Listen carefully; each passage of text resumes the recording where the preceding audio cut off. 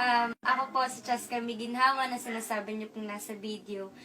Uulitin ko po sa inyo, hindi po ako yon. Sana naman po maintindihan niyo yung kalagayan ko.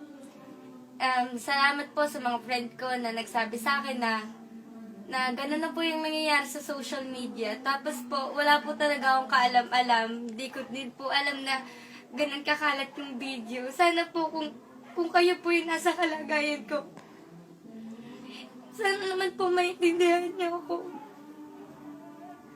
Kung nararamdaman niya po ako, sana po itigil niya yung pagko-comment niya ng masama at yung mga negative. Hindi niya po alam kung anong mararamdaman ng magulang ko, kung ano pong mapapanood nila, yung mababasa nila. Hindi pa po nila alam tong video to. Kahit hindi po ako yung nasa video yan, sana po, napakasakit po para sa akin dahil ako po yung tinutukoy niyo.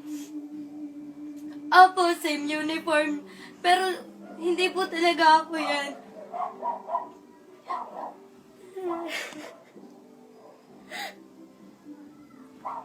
Sana po wag po kayong maghusga sa akin kasi hindi niyo naman po ako kilala at siguro naman po hindi niyo kilala yung nasa video.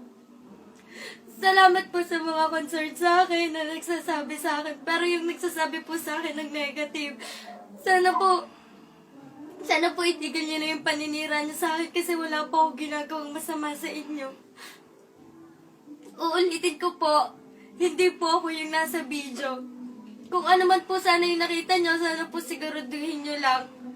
Kasi hindi lang po ako yung nasasaktan, pati po pamilya ko at mga kaibigan ko po na nakapaligid sa akin.